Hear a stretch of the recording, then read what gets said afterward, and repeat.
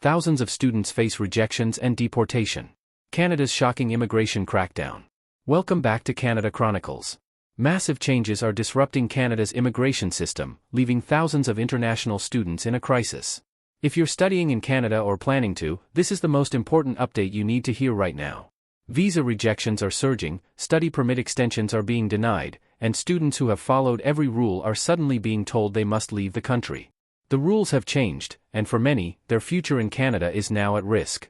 In today's video, we'll break down exactly why students are facing mass rejections and deportations in 2025.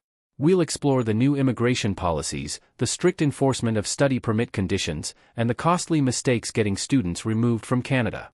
And make sure to stay with us until the end, because we'll be covering the most urgent issue. Thousands of students who are already in Canada are losing their legal status, being denied work permits, and facing removal orders. If you're studying here, you need to know what's happening and how to protect your future before it's too late. Don't miss this critical update. Subscribe to Canada Chronicles and turn on notifications so you never miss an important immigration update. Let's get started. The crisis facing international students in Canada. For years, Canada has been one of the most popular destinations for international students. With top-tier universities, strong job opportunities, and a pathway to permanent residency, it was seen as an ideal place to study, work, and build a future. But in 2025, everything changed. A growing number of international students who have already been living in Canada are now facing visa rejections, work permit denials, and in some cases, sudden deportation orders. Immigration policies that once seemed clear and predictable are now being strictly enforced, and even minor mistakes are causing students to lose their legal status. Many followed what they believed were the correct procedures, only to be rejected when applying for visa extensions or post-graduation work permits. Others who had spent years studying in Canada are now receiving unexpected removal notices. The issue is not that these students failed to meet the original requirements, it's that the rules have changed, and enforcement is stricter than ever before.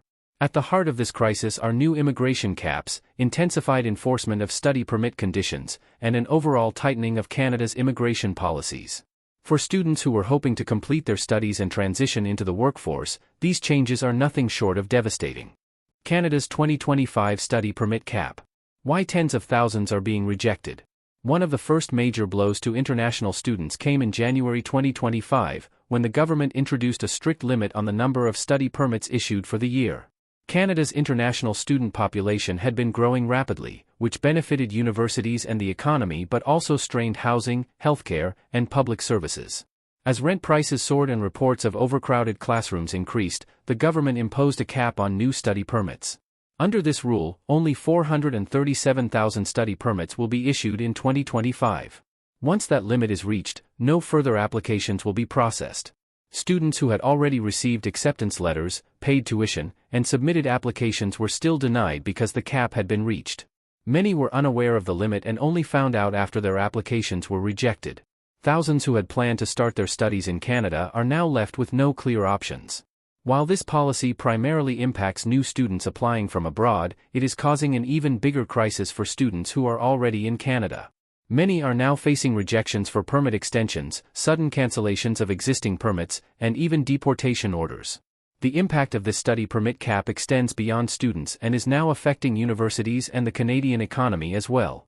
Educational institutions that relied heavily on international tuition fees are facing budget shortfalls, leading to fewer resources for current students, faculty layoffs, and even program closures. At the same time, businesses that depended on international students as customers and part-time workers are also feeling the strain. With fewer students arriving in the country, sectors such as retail, hospitality, and food services are experiencing labor shortages, highlighting the unintended consequences of reducing study permit approvals so abruptly. This sudden shift has left thousands of students stranded with no immediate solutions. Many are now reconsidering their education plans, seeking alternative destinations, or turning to legal appeals in hopes of reversing their rejections. The uncertainty is not just affecting new applicants, even those already in Canada are now forced to re-evaluate their future, wondering whether they will be able to stay and complete their studies or if they will have to abandon their dreams and return home. Thank you for staying with us this far. We appreciate your time and hope this information is helping you. Now, let's talk about the most urgent issue. Thousands of students who are already in Canada are losing their legal status, being denied work permits, and facing removal orders. If you are currently studying in Canada, you need to pay close attention to this next section. Why thousands of students are losing their status.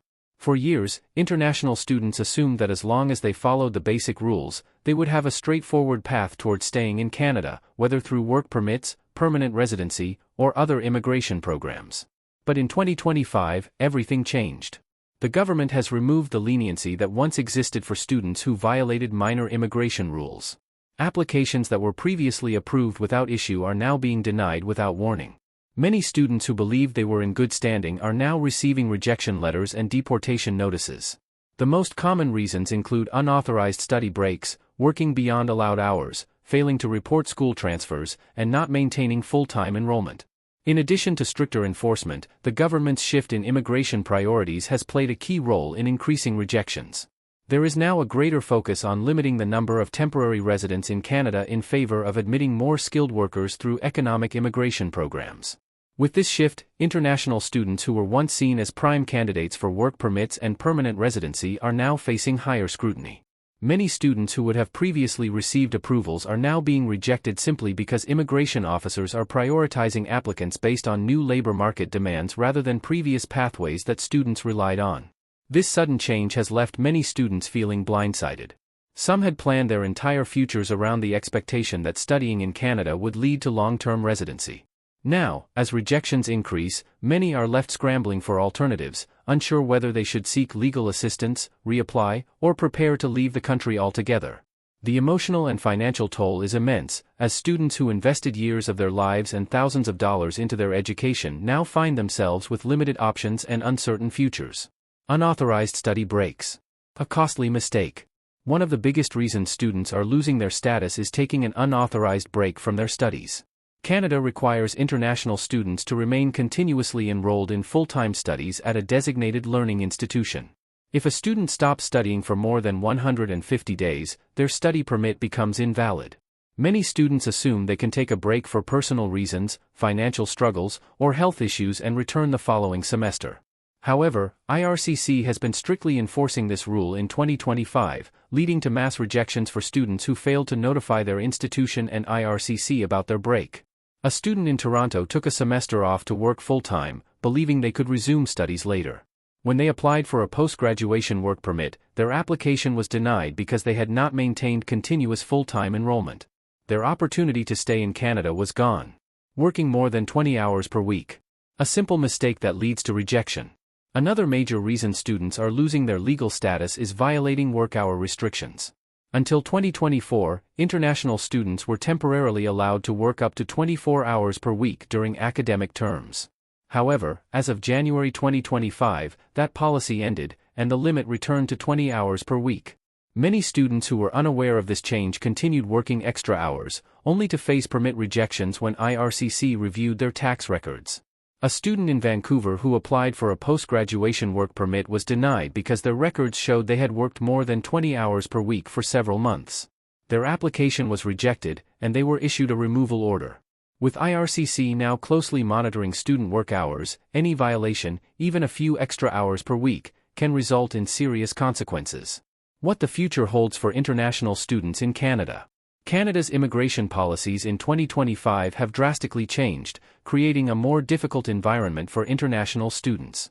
The government is strictly enforcing study permit rules, closely monitoring work limits, and reducing the number of study permits issued. Thousands of students have already lost their status, and many more are at risk.